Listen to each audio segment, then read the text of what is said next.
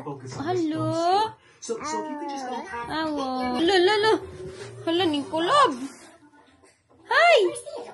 Hi! Ang bibi ni Mami. Yan yung gusto ni Jack. Happy na siya.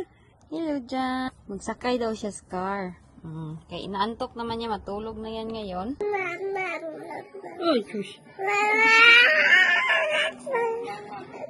Mama? Parang gustong-gusto niya. Lami? Huh? This one looks like, no, it is a sweater. Ang dalawa, nag-twinning-twinning sila. Let's go. Dali na lang. Alis muna kami.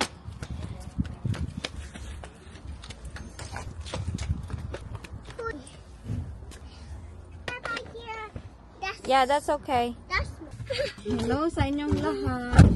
Kamusta kayo? Lumalaban pa rin ang inyong inday dito kahit alam niyo naman yung nangyari sa asawa ko. Stay strong lang tayo. Did we sign the letter? Not yet. I will sign it later. Remind Mommy, okay? Okay. Mommy, this You is ready? so long. Yeah. Okay, let's go. Oh. That's why you have to sit properly. Yeah? Ready? Yeah. What are you doing, Jenny? Putting her seat. I don't know. She's. Nag-twinning-twinning yung dalawa. Nag-climax yan. Happy na silang dalawa. Kanina is nag-inom kaming lahat. Ako, si Jessica, si Jenny, ng medicine. Dahil itong isa, meron siyang bitok. Worm ba? Last few night, umiiyak siya dahil ano daw masakit daw yung kanyang puwet. Tapos nahihiya pa siya sa akin. Sabi ko, huwag kang mahiya. Kaya si Mami dati, nung kabataan ko pa, ang aking daddy at mama ang taga-check sa akin. So napilit ko siya. Pagtingin ko talaga, excuse sa mga lahat ng kumakain, pagtingin ko, meron talaga siyang dalawa na lumabas sa kanyang puwet. Kaya pinilit ko sila kanina na uminom. Silang dalawa. Kami lahat yung uminom. Dahil pag meron daw isa na nagkaganyan, lahat na kami merong bitok. So hopefully, magiging okay itong bata na ito. Si Jenny uminom din. Pero nahirapan ako magpainom sa kanila. Kay giswallow man. Ay kanang pills kasi. Pills ba? This is my new belt. Yes. Lang papa kahit mahina yun sa bahay. Siya yung nag-alaga kay Jack. Sinama si Jack. Bilhan namin siya ng juice. Kay bawal naman siya mag-soda. Juice na lang. Yung cranberry juice. Dali na. Gusto ko sana itong basket. Tag 18 pounds. Let's see if they have juicer. You put your bread there and then you push it down. Like a pizza. Yeah, they don't have juicer na. Ito, ano to? Food steamer. Ganda din yung food steamer. Juicer yung gusto ko. They have some melon. Paborito yan ng pamangkin ko. As in, gusto niya maubos yung isa.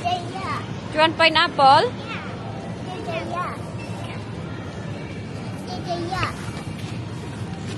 Yeah. Broccoli. Mahal ang broccoli.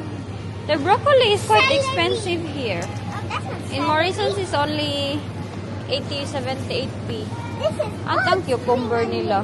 Ay, ang mahal ng cucumber. Dami naming binili na mga juice. Yung no added sugar.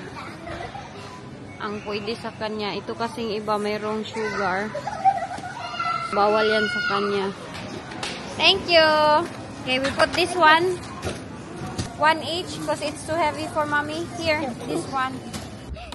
Thank you. Pinatulong ko sila. Pinadala ko ng isa-isang juice. Ay, mabigat para sa akin. Open your door. Itong sasakyan ko, sobrang dumi na to. Hold that. Go stand there. Can you see mommy? No. Okay.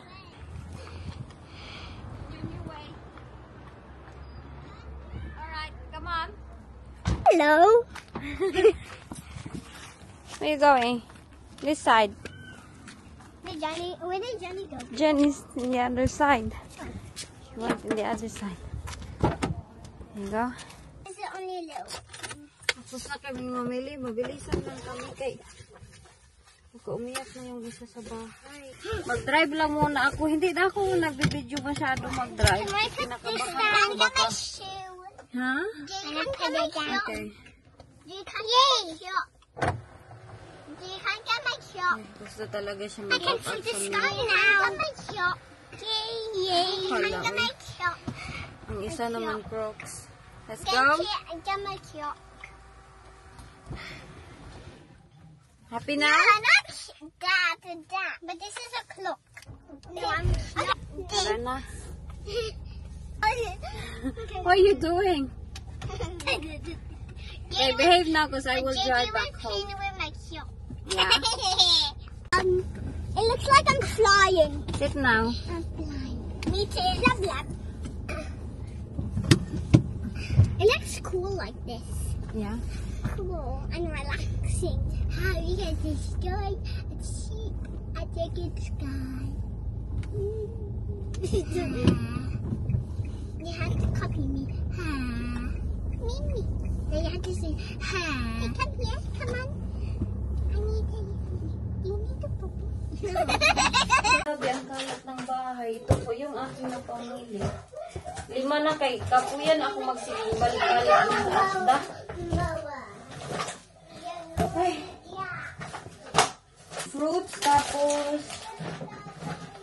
ito, mahina man pa rin yung asawa ko. Oy, kinakabahan ako everyday pa rin. Yung iniisip ko, baka maglala siya ba, pero sometimes dinastop ko yung negativity. Napo-positive lang talaga ako para hindi ako mag-worry. Ayan na ako. Dahil nag-request ng pinya.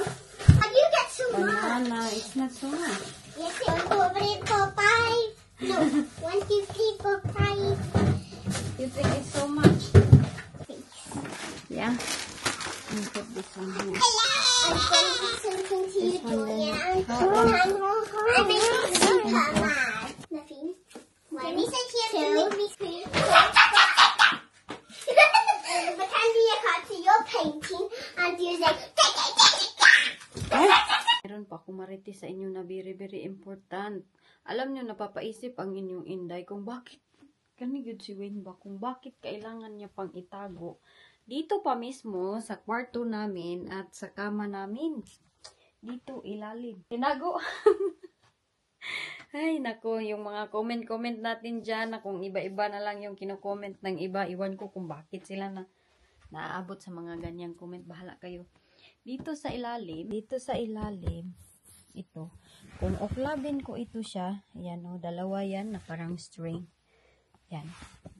Mabubukas po ito. Meron pong tinago si Wayne dyan. Hindi babae, kaya imposible naman pag babae, hindi na makahinga yung babae. Pero hindi ko kasi ito mabuksan, lalo na bago akong opera, bago akong kasi cesarean section ko lang. Medyo mabigat. Nagwa-wonder ako this year kung bakit kailangan niyang itago dito sa kwarto at sa ilalim ng aming kama yung mga regalo niya sa mga bata. Sinabihan ko siya na hindi na mamili na marami kay madami na dibang toys yung mga bata. Maraming silang mga toys. Mayroon pa nga, agay, kaspa ko ay ano man yung kuan oy, ano man yung gamot ng kaspa. Mayroon pa doon sa ilalim, sa, di ba ang dami-dami yung toys ng mga bata. Sinabihan ko siya na, honey, huwag ka na mamili ng maraming mga toys kay sayang lang ba? Every December, nag-start yan siya mamimili ng unti-unti. Pag November talaga, every November, namimili yan siya ng unti-unti. Tapos yun nga, sinabi niya sa akin na mayroon na daw siyang nabili. 2 para kay Jessica, 2 para kay Jenny. Sabi ko, wag mo nang damihan kay December. Naku, madami na namang laruan. Ang dami-daming laruan dito sa bahay. Tapos, di ba, lilipat kami kay Bayaw. Ang dami naming i-declutter. Sabi ko sa kanya, wag mo nang damihan.